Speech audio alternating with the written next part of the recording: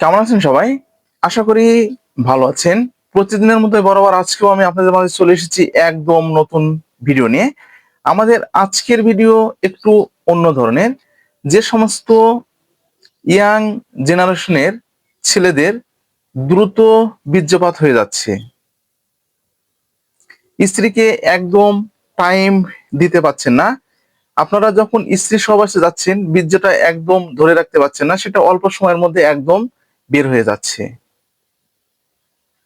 তো অনেক রকম চিকিৎসা আপনারা নিচ্ছেন এবং অনেক রকম সমাধান খুঁজছেন, তবুও কিন্তু সমাধান করতে পারছেন না। আজকের ভিডিওটা শুধুমাত্র সে সমস্ত ইয়াং জেনারেশনের ছেলেদের জন্য। ভিডিওটা না টেনে পুরোপুরি দেখবেন, তাহলে পুরো বিষয়টা বুঝতে পারবেন। আর আমাদের চ্যানেলে যারা একদম নতুন, এখনো চ্যানেলটি সাবস্ক্রাইব করে রাখেননি, এরকম নতুন নতুন বিষয় ভিডিও পেতে অবশ্যই চ্যানেলটি সাবস্ক্রাইব করে রাখবেন। তো আর কথা নয়, শুরু করা যাক। আমাদের আজকের ভিডিওর আলোচ্য বিষয় দ্রুত বীর্যপাতের সমস্যা, সমাধান, কারণ এবং প্রতিকার সম্পর্কে বিস্তারিত আলোচনা। সঙ্গেই থাকবেন। তো শুরু করা যাক।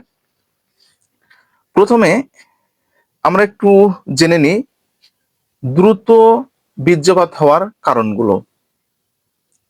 তো দ্রুত বীর্যপাত হওয়ার কারণগুলোর মধ্যে হচ্ছে মানসিক চাপ, দুশ্চিন্তা, যৌন কর্মক্ষমতা নিয়ে উদ্বেগ, সম্পর্কে টানাপোড়েন বা অস্থিরতা, এবং যে মনে হয় যে আমি পারবো না, সব সময় নত হয়ে থাকা। এটা হচ্ছে 1 নম্বর কারণ। তো দ্বিতীয় নম্বর যে কারণটা আছে সেটা হচ্ছে শারীরিক যে কারণটা আছে, অর্থাৎ হরমোনের ভারসাম্যহীনতা বা স্নায়ুতন্ত্রের যে সমস্যাগুলো আছে, বা প্রজেস্টের সমস্যা, অর্থাৎ হরমোনের মাত্রা শরীরে একদম কমে যাওয়া। সেক্ষেত্রে কিন্তু আপনাদের এই সমস্যাটা একদম হয়ে থাকে। তো এখন একটু জেনে নিই যে এটা চিকিৎসা এবং মানে করণীয়টা কি।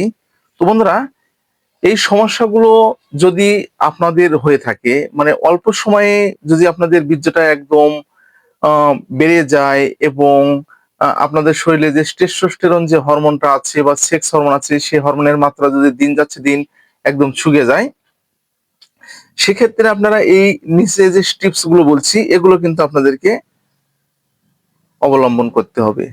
তো প্রথম নম্বর যেটা হচ্ছে স্টপ সার্ট পদ্ধতি, অর্থাৎ আপনাদের বীর্যপাতের ঠিক আগে থামতে হবে। আপনারা যখন সহবাস করতে যাচ্ছেন, তো ঠিক সহবাস করার সময় যখন আপনাদের বীর্যটা একদম এই সামনে চলে আসবে, সে অবস্থায় কিন্তু আপনাদেরকে একদম থামতে হবে।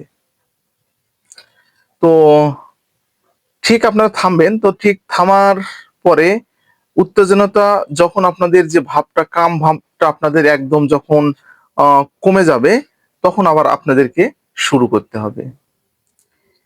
এটা হচ্ছে আপনাদের হচ্ছে প্রথম নাম্বার যে টিপস সেটা। তো দ্বিতীয় নম্বরে আসুন, সেটা হচ্ছে কুইজ পদ্ধতি। অর্থাৎ আমি আপনাদেরকে একটু বুঝিয়ে বলছি।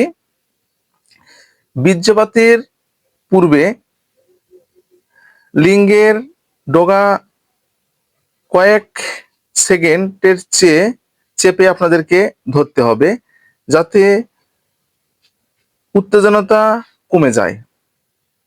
এই পদ্ধতিতে আপনাদেরকে হবে কি, যে লিঙ্গের যে ডগাটা আছে সেটা হচ্ছে আপনাদেরকে কয়েক সেকেন্ডে চেপে ধরতে হবে, যাতে আপনাদের উত্তেজনতা ভাবটা একদম কমে যায়।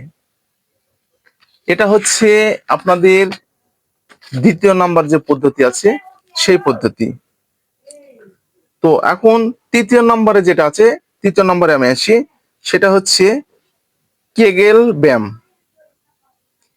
কেগেল ব্যায়াম, এটার উপকারিতা কি? আপনাদের হচ্ছে পেল ডিপ, অর্থাৎ যে আপনাদের ফ্লোরের পেশি শক্ত করার যে ব্যায়ামটা আছে, সে ব্যায়ামটা আপনারা কিন্তু চিকিৎসকের পরামর্শ অনুযায়ী আপনাদেরকে কিন্তু প্রতিনিয়ত করতে হবে। চতুর্থ নম্বরে আসি। চতুর্থ নম্বরে সেটা হচ্ছে আপনাদের হচ্ছে কন্ডোমের ব্যবহার। তো কন্ডোমের ব্যবহারটা আসলে কি? আপনারা যখন দেখবেন যে কন্ডোম ব্যবহার ঘন বা আপনাদের হচ্ছে ডেসিটাইজিং কন্ডোম ব্যবহার যখন করবেন, তখন কিন্তু আপনাদের যে উত্তেজনতা যেটা আছে সেটা কিন্তু একদম কম হয়, ফলে কিন্তু আপনাদের সময়টা অনেকটা বাড়তে সাহায্য করে। তাহলে বুঝতে পেরেছেন?